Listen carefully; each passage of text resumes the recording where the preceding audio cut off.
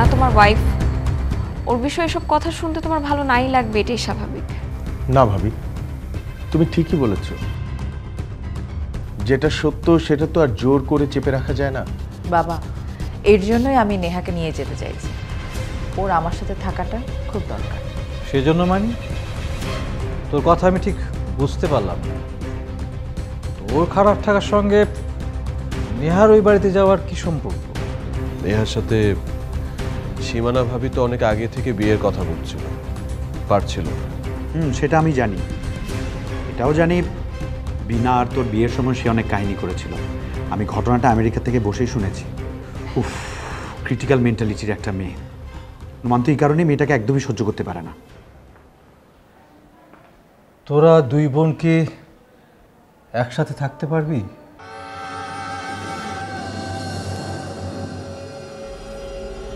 বাবা, তুমি একদম টেনশন করো না। আমরা দুজনই ওই বাড়িতে খুব ভালো থাকবো। নেহা কি চায়? ও কি এই বিয়েতে রাজি? বাবা, নেহার সাথে আমার কথা হয়েছে তো, ও এই বিয়েতে রাজি, কোনো সমস্যা নেই। মিয়া বিবি রাজি, তার বিয়ে হোক, আমি আর আপত্তি করি কেন? Yes, finally, thank you so much বাবা, থ্যাংক ইউ। আমি ফাইনালি তোমাকে বোঝাতে পেরেছি, এটাই অনেক বড় ব্যাপার। Thank you.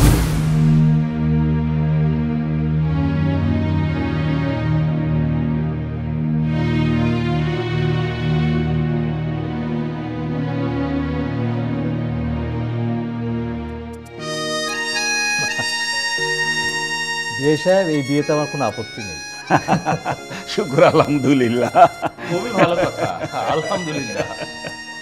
বিয়ে সাহেব, তাহলে একটা কাজ করি, আমরা আজকেই না হয় আমাদের ওই বিয়ের চূড়ান্ত ডেটটা ফাইনাল করে ফেলি।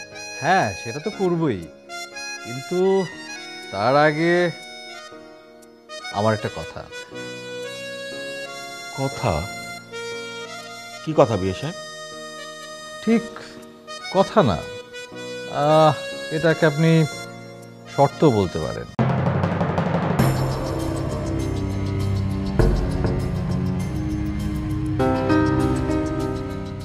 কি শর্ত বিয়ে সাহেব? আপনাদের পণ নিতে হবে। সে কি বিয়ে সাহেব, কি বলছেন আপনি? আমি আমার কোনো ছেলের বিয়েতে পণ নেইনি, এটা আমার পছন্দ নয়। এসব পণ টন তো এখন আর চলে না বিআই সাহেব, আপনি কেন জোর করে পণ দিতে চাইছেন? দেখেন ভাই সাহেব, এটা হচ্ছে আমাদের ফ্যামিলির রীতি। আমাদের ফ্যামিলির রীতি হচ্ছে আমাদের মেয়েকে শ্বশুরবাড়িতে খালি হাতে পাঠাই না। বিয়ে সাহেব, সীমানাকে যখন আমি বউ হিসাবে নিয়েছি তখন তো এসব পণ টন আমি নেইনি। এখন হঠাৎ করে নেহার সময় কেন আপনি পণ দিতে চাইছিলাম? ঠিক দেখুন বিআই সাহেব, সীমানা নিজের ইচ্ছাতেই নিজে বিয়ে করেছিল, সেখানে কোনো অনুষ্ঠান হয়নি।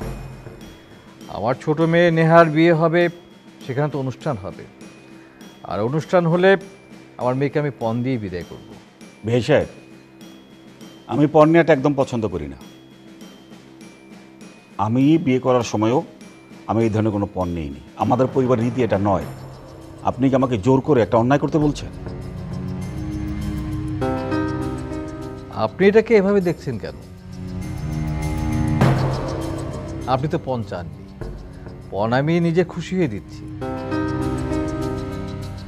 কেউ জিজ্ঞেস করলে বলবেন যে শ্বশুরবাড়ি থেকে খুশি হয়ে দিয়েছে। না না বিয়ে সাহেব, এটা খুবই গর্হিত কাজ। মানুষজনের কাছে আমার একদম মান সম্মান থাকবে না, এটা আমি নিতে পারবো না। তাহলে এই বিয়ে হবে না।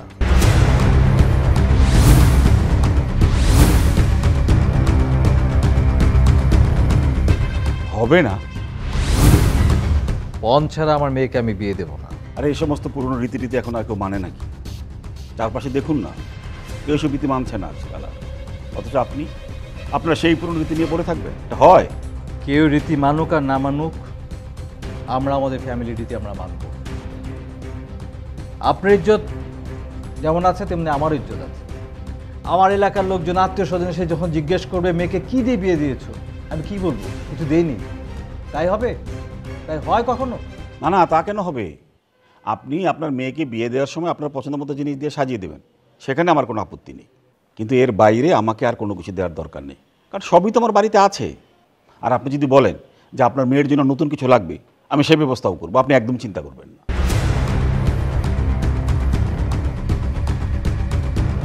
সরি বিআই সাহেব, আমি আপনার কথা রাখতে পারবো না।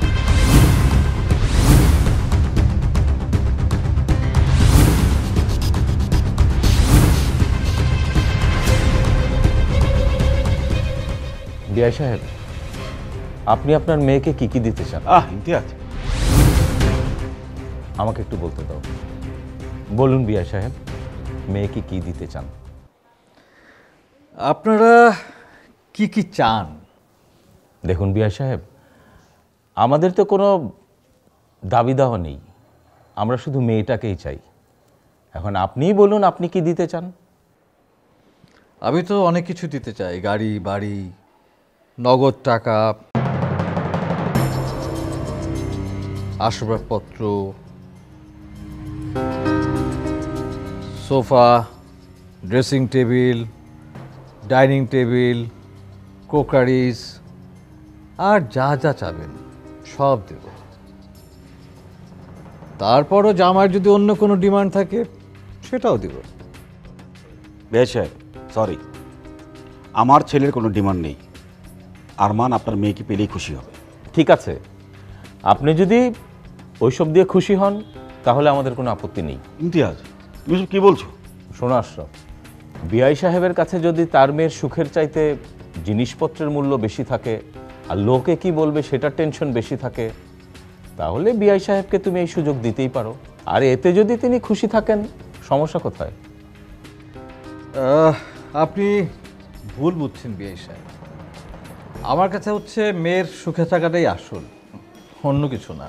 বিআই সাহেব, তাহলে শুধু শুধু এসব ট্র্যাডিশন মেনটেন করতে যাচ্ছেন কেন? আপনার মেয়ে সুখে থাকবে কিনা সেটাই তো বড় কথা। আর বাইরের কেউ এসে তো আপনার মেয়েকে সুখী করতে পারবে না, তাই না? না, তা কেন?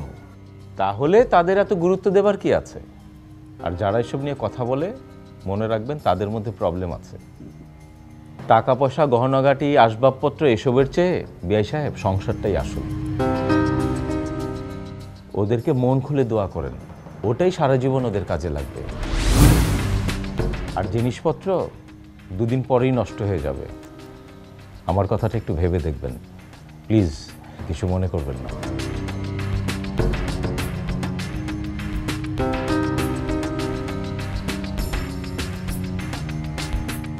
ঠিক আছে, আমাকে একটু সময় দেন, আমি একটু ভেবে দেখি।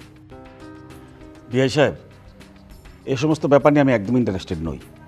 তবু আমার বন্ধু যখন বলছে আপনি দিন, তবে ওই সমস্ত জিনিসপত্র আমার বাড়িতে কোথায় থাকবে সেই নিশ্চয়তা কিন্তু আমি আপনাকে দিতে পারছি না। মানে? জিনিস দেয়া নিয়ে কথা হচ্ছে, সেটা কোথায় রাখবো সেটা কিন্তু ইম্পর্টেন্ট না। এটা কি আমাকে ছোট করা হচ্ছে না? বিআই সাহেব, জিনিসগুলো আপনাকে দিবেন, সেটা আমি যেমন কোথায় রাখবো যদি আমি আপনাকে না বলতাম, আপনি বুঝতে পারতেন? না, তা হয়তো জানতে পারতাম না। বিআই সাহেব, আপনার বিআই আপনার সাথে একটু মজা করলো, কিছু মনে করবেন না।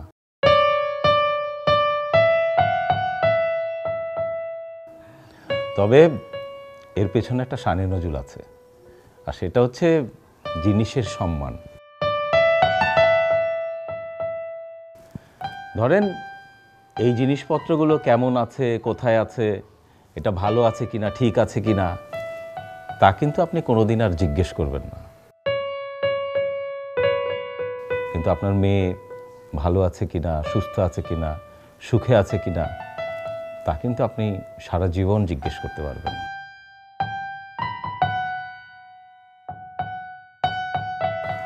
এখন আপনি ভেবে দেখুন, এই জিনিসপত্রের গুরুত্বটা বেশি না আপনার মেয়ের ভালো থাকার গুরুত্বটা বেশি? আপনার মেয়ে সুখী থাকলে আমরা সবাই, আপনিও ভালো থাকবেন। এখন দেখুন, এরপরেও যদি আপনি জিনিসপত্র দিয়ে খুশি থাকেন তাহলে আমাদের আর নিতে কোনো আপত্তি নেই। ঠিক আছে, আপনারা যখন এত করে বলছেন তাহলে আমি এই বিষয়ে আর কোনো কথা বলবো না। আলহামদুলিল্লাহ, আলহামদুলিল্লাহ। আমার মেয়ে যেখানে খুশি হবে সেটাতেই আমি খুশি। তাহলে তার কোনো কথাই থাকতে পারে না বিয়ে সাহেব। বিয়ে সাহেব, তাহলে আপনি একটু কষ্ট করে বিআইন সাহেবকে ডাকুন।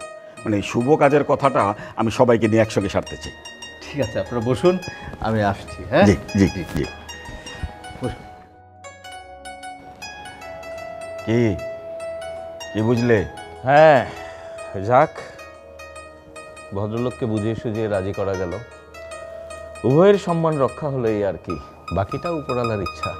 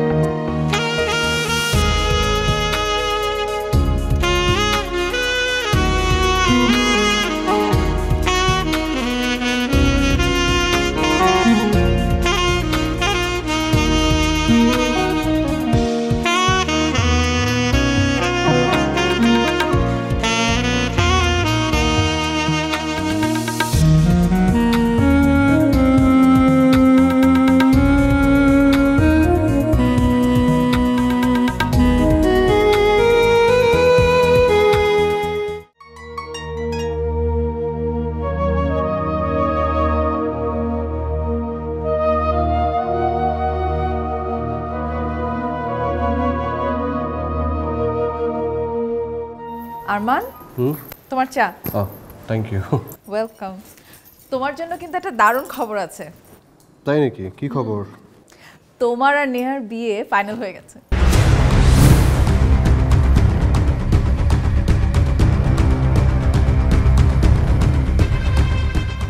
আমার যে কি আনন্দ লাগছে আমি তোমাকে বলে বোঝাতে পারবো না। Trust me. আর আমি যে কিভাবে এক্সাইটমেন্ট শো করবো সেটা আসলে বলে বোঝাতে পারবো না। আচ্ছা বলো তো, কোন ফ্রাইডেটা হলে ভালো হয়? মানে নেক্সট মান্থের মাঝখানের ফ্রাইডেটা আমার কাছে একদম ঠিক মনে হয়। কত তারিখ পরে? 18 তারিখ। আই গেস 18 তারিখটা একদম ঠিক হবে। কি বলো, তোমার 18 তারিখ পছন্দ তো? আরমান বলো না। না। তাহলে 18 তারিখটা পছন্দ হচ্ছে না? ঠিক আছে, তাহলে আর একটু এগিয়ে আনবো। তাহলে তার আগের সপ্তাহে কি কয় তারিখ? 11 তারিখ। ওকে, তাহলে 11 তারিখটা আমরা ফাইনাল করি, কি বলো? না ভাবি। আচ্ছা ঠিক আছে, তাহলে তুমিই বলো কোন তারিখটা তোমার জন্য ভালো হবে। ভাবি, কোনো তারিখে আমার পছন্দ না। কি বলছো? তাহলে বিয়ে হবে কি করে? বিয়ে হবে না। কি বলছো? বিয়ে হবে না মানে? বিয়ে হবে না মানে বিয়ে হবে না। আমি বিয়ে করব না। এটা তুমি কি বলছো আরমান? যেখানে বিয়ের সবকিছু পাকাপোক্ত হয়ে গেছে আর এখন তুমি এই সময় এসে বলছো বিয়ে করবে না? হ্যাঁ ভাবি, কারণ আমি এই বিয়েতে মত দেইনি। তোমরাই আমাকে জোর করে এই বিয়েতে রাজি করিয়েছো। আশ্চর্য, সে কি? সেটা আমরা আবার কখন করলাম? বাবা যখন সবাইকে মিটিংয়ে ডাকলো তখন তো তুমি বাবার সামনে সম্মতি দিলে। আই মিন টু সে, তুমি চুপ করেছিলে, আর চুপ করে থাকা মানেই তো সম্মতি দেওয়া, তাই না?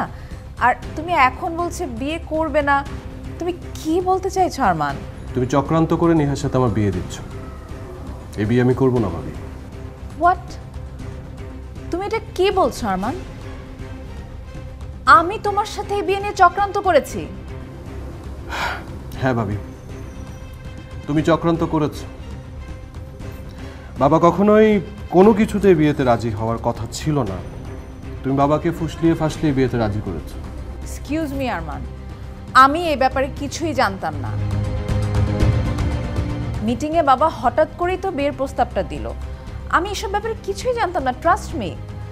আর তোমার যদি আমাকে বিশ্বাস না হয় তুমি বাবাকে যে জিজ্ঞেস করো। ভাবি, আমি তোমাকে বিশ্বাস করি না।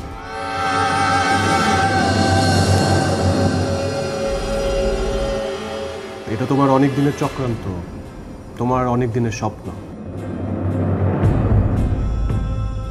তুমি অনেক দিন ধরে চেষ্টা করছো যে নেহার সাথে আমার বিয়ে দিবে, আর বিনা মারা যাওয়ার পর তুমি এখন উঠে পড়ে লেগেছো।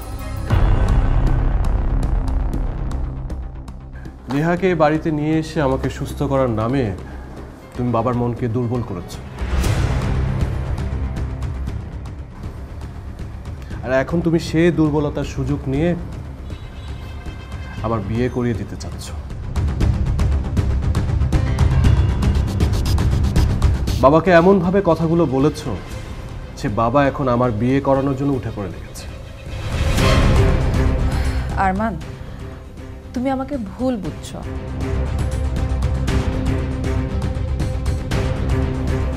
হ্যাঁ, এটা ঠিক যে একটা সময় আমি চেয়েছিলাম যে তোমার সাথে নেহার বিয়ে হোক, বাট যখন আমি জানতে পেরেছি যে বাবা আত্মীয়র মধ্যে বিয়ে শাদী দেওয়া পছন্দ করে না, তখন কিন্তু আমি নেহাকে বাসা থেকে একদমই গ্রামে পাঠিয়ে দিয়েছি। এটা তো তুমি জানো। আর এটা করার কারণ একটাই, যেন নেহাকে অ্যাটলিস্ট কেউ ভুল বুঝতে না পারে। এসব তোমার চালাকি ভাবে। বাবার কাছে ভালো মানুষ হওয়ার একটা কৌশল।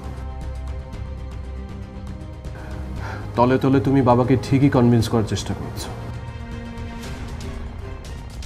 তুমি যতই সত্য গোপন করার চেষ্টা করো না কেন ভাবি, সত্য কখনো গোপন থাকে না।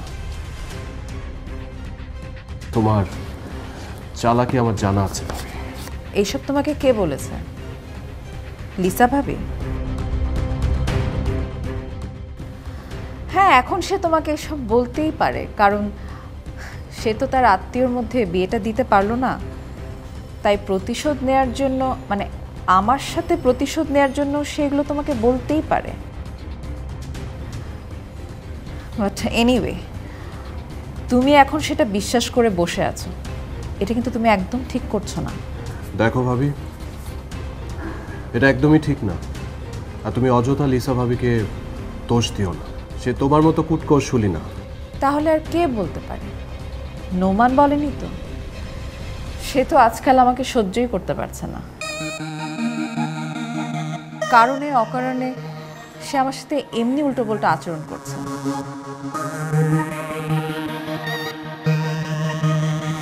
কি যে হয়েছে ওর, এমনি ওকে নিয়ে আমি একটু টেনশনেই আছি। দেখো ভাবি, এসব কথা বলে তুমি কথা ঘোরানোর চেষ্টা করো না। আমি তোমাকে স্ট্রেট বলে দিচ্ছি, আমি নেহাকে বিয়ে করবো না, ব্যাস। তুমি এসব কথা আমাকে কেন বলছো আরমান? আমি তো কিছু করিনি। তোমার যদি কিছু বলার থাকে তুমি বাবাকে যেয়ে বলো, তাকে না হলে তুমি জানিয়ে দাও। আর তুমি যদি চাও আমাকে বলতে হবে, ওকে ফাইন, আমি বলবো। তবে তোমার ভালোর জন্যই বলছি, তোমার নেহাকেই বিয়ে করা উচিত, কারণ একমাত্র নেহাই তোমাকে খুব ভালো বোঝে। আমি বললাম তো আমি নেহাকে বিয়ে করব না। এখনই সিদ্ধান্ত নেওয়ার দরকার নেই, এখনো যথেষ্ট হাতে সময় আছে। সময় নাও, ভাবো, তারপর একটা সিদ্ধান্তে এসো। ভাবি, আমি আমার সিদ্ধান্তের কথা তোমাকে জানিয়ে দিয়েছি। আমি নেহাকে বিয়ে করব না। না প্লিজ, তুমি আমার রুম থেকে যাও, আমার এইসব নিয়ে কথা বলতে একদম ইচ্ছা করছে না, প্লিজ। Okay fine.